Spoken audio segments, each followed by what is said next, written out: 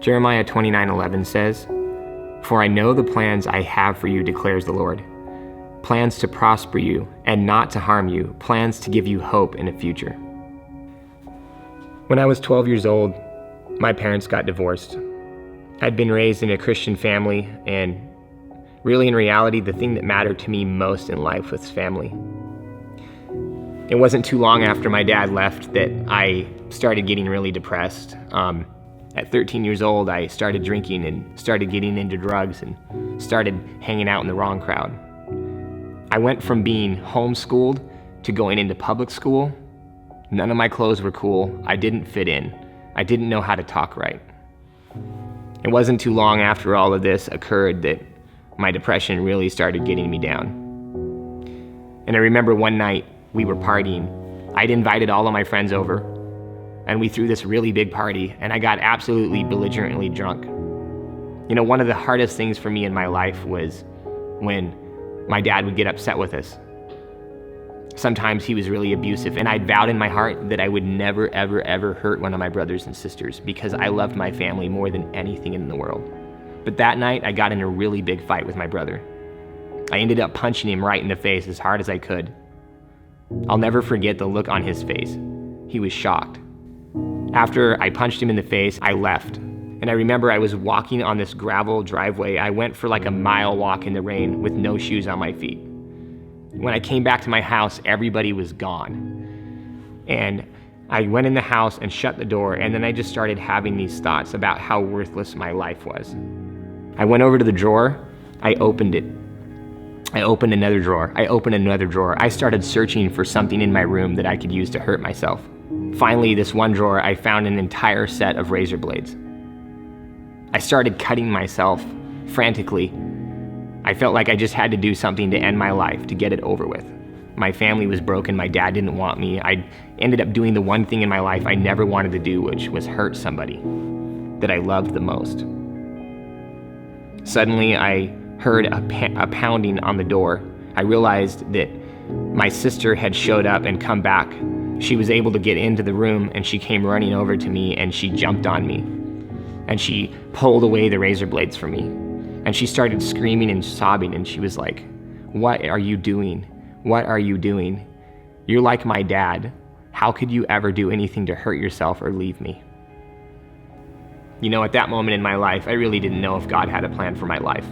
I didn't even know if I believed in God. But I did know that seeing how much my sister loved me and how much I meant to her made me want to try. And I remember one night, my phone rang, and it was my mom calling me, and I was really busy. I was a student at Walla Walla University, and I had so much homework to do, but for some reason, on this night, I decided to pick up my phone and answer it. My mom was calling to tell me that my sister had just had a seizure. Nobody knew it, but she'd become a terrible meth addict, and what had happened was she'd overdosed on meth, and she went into a seizure, and she fell down in the backyard. When the ambulance people arrived, they told my mom that they were pretty sure my sister was going to die.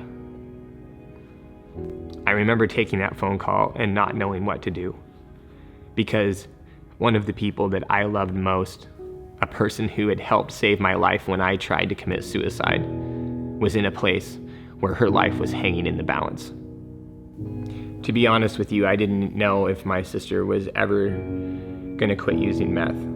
And every time my mom would call me and tell me that she relapsed again, I was afraid it would be the last time that I ever heard of my sister alive. I remember being here at Walla Walla University. It was like I was in a dream. I mean, I'd gone from being a drug-addicted homeless person to being somebody who was getting a really awesome education. You see, I realized that the thing that mattered most to me in my heart my whole life was family, and that was what God was all about. I ended up getting contacted by this little church in my hometown, and they asked me if I would come and speak to the young people at their church. Well, I was so excited because I had always wanted to have the opportunity to share my testimony in my hometown and tell people how God had taken me all the way from being homeless to being somebody who was being used by God to make a difference in the world. Suddenly, out of nowhere, my phone rings. It's my sister telling me, "Stephen, I've been clean for an entire year and I'm attending this church, and I just saw that you're going to be coming here and speaking." She told me that she didn't know if she ever really thought she was going to believe in God or want to give her heart to Jesus. She said, "Stephen, I've seen how God has worked in your life, and I respect you and I love you more than anyone that I know in this entire world." She said, "I was thinking about getting baptized at my 1 year clean and sober. And being that you're coming to our church, I want you to be the one to do it." Jeremiah 29:11 says, "For I know the plans that I have for you, thus saith the Lord. Plans to give you hope in a future." You know, there was a moment in my life when I thought my life was worthless. But when the phone rang and it was my sister on the other end of the line, telling me that she was clean and sober, turning her life around, and that she wanted to give her heart to Jesus, and that she wanted me to be the one to baptize her. It was that moment when I knew that God's promises are true. My name is Stephen Farr, and this is my story.